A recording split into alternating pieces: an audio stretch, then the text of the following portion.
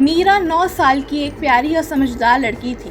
उसकी बड़ी बड़ी चमकती आंखें थीं, लंबे काले बाल थे और उसके रंग बिरंगे कपड़े पहनना बहुत पसंद था।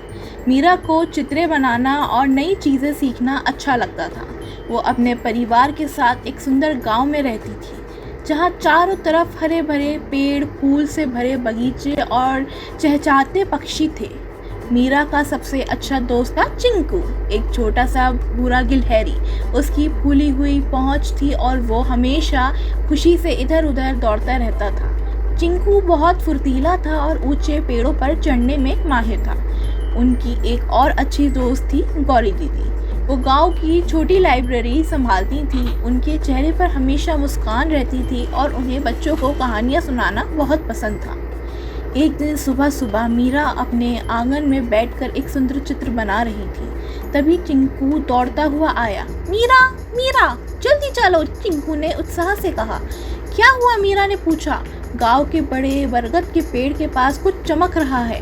मीरा तुरंत उठी और चिंकू के साथ वहां पहुंच गई। बरगद के पेड़ के नीचे एक छोटी सी सुनहरी डिब्बी रखी थी। डिब्बी पर सुंदर फूल बने हुए थे और उससे हल्की सुनहरी रोशनी निकल रही थी। वाह! मीरा ने आश्चर्य से कहा। चिंकू ने धीरे से पूछा, क्या इसमें कोई खजाना होगा? मीरा ने सावधानी से डिब्बी खोली। अंदाज एक चमकदार कागज था। उस पर लिखा था, जो दया और मदद का रास्ता चुनेगा उसे सबसे सुंदर उपहार मिलेगा। मीरा ने पढ़कर कहा, ये तो किसी जादुई संदेश जैसा लगता है। तभी हवा धीरे धीरे बहने लगी और कागज पर एक नया वाक्य चमक उठा। पहला सुराग फूलों की घाटी में एक मिलेगा। मीरा और चिंकू उत्साहित हो गए। वे दोनों फूलों की घाटी की ओर चल पड़े। रास्ते में रंग बिरंगी तितलियां उड़ रही थीं और पेड़ों पर पक्षी मधुर गीत गा रहे थे। घाटी में पहुंचकर उन्होंने देखा कि एक छोटा पौधा सूखी मिट्टी में झुका हुआ था। मीरा बोली, इसे पानी चाहिए। पास एक छोटी बाल्टी रखी थी। मीरा और चिंकू ने मिलकर पानी लाकर पौधों को सींचा। कुछ ही देर में पौधा सीधा खड़ा हो गया और उस पर सुंदर गुलाबी फूल खिल गए। अचानक एक चमकता हुआ पत्ता नीचे गिरा। उस पर लिखा था, बहुत अच्छा, दूसरा सुराग लाइब्रेरी में मिलेगा। मीरा और चिंकू खुशी खुशी गौरी दीदी की लाइब्रेरी पहुंचे।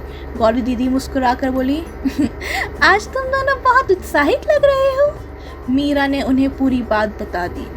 गौरी दीदी ने हंसते हुए कहा, तो चलो देखते हैं अगला सुराग कहाँ है। तभी लाइब्रेरी की एक ऊंची शेल्फ से एक छोटी किताब नीचे आ गिरी।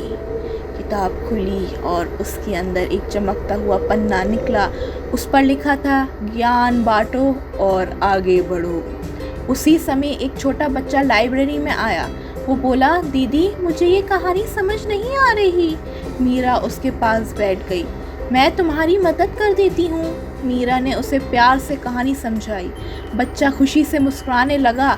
तभी किताब से एक और सुनहरी रोशनी निकली। एक नया संदेश दिखाई दिया, अंतिम सुराग बरगद का पेड़ के पास मिलेगा। तीनों दोस्त वहां पहुंच गए। बरगद के पेड़ के नीचे वही सुनहरी डिब्बी फिर चमक रही थी। इस बार डिब्बी अपने आप खुल गई। अंदर कोई सोना या हीरा नहीं था, उसमें एक सुंदर चमकता हुआ दर्पण था। मीरा ने आश्चर्य से पूछा, ये उपहार है? दर्पण में देखते ही उसने अपना चेहरा दिखाई दिया। साथ में चिंकू और गौरी दीदी का भी दिखाई दिया। फिर दर्पण पर सुनहरे अक्षर चमकने लगे, सबसे बड़ा खजाना दया, मदद और मित्रता है। मीरा मुस्कुराई। चिंकू खुशी से उछल पड़ा। गौरी दीदी ने कहा, सच्चा जादू दूसरों की मदद करने में होता है। तभी पूरे बरगद के पेड़ पर रंग बिरंगी रोशनियां जगमगाने लगीं। फूल खिल उठे, तितलियां हवा में नाचने लगीं और वातावरण खुशियों से भर गया। मीरा ने, आज मुझे सबसे सुंदर उपहार मिला है। चिंकू ने पूछा, कौन सा? मीरा मुस्कुराई, अच्छे दोस्तों के साथ और दूसरों की मदद करने की खुशी। सूरज धीरे धीरे ढलने लगा। आसमान सुनहरे और गुलाबी रंगों से भर गया। तीनों दोस्त बरगद के पेड़ के नीचे बैठकर उस सुंदर शाम का आनंद लेने लगे। उनके चेहरे पर खुशी थी और दिलों में गर्माहट। उस दिन के बाद मीरा, चिंकू और गौरी दीदी हर दिन किसी न किसी की मदद करने लगे और उन्हें महसूस हुआ कि हर अच्छे काम में सचमुच एक छोटा सा जादू छिपा होता है। Hi friends! Welcome to our Atu and Patu. Don't forget to click that big red subscribe button and ring the bell for more fun adventures. See you soon!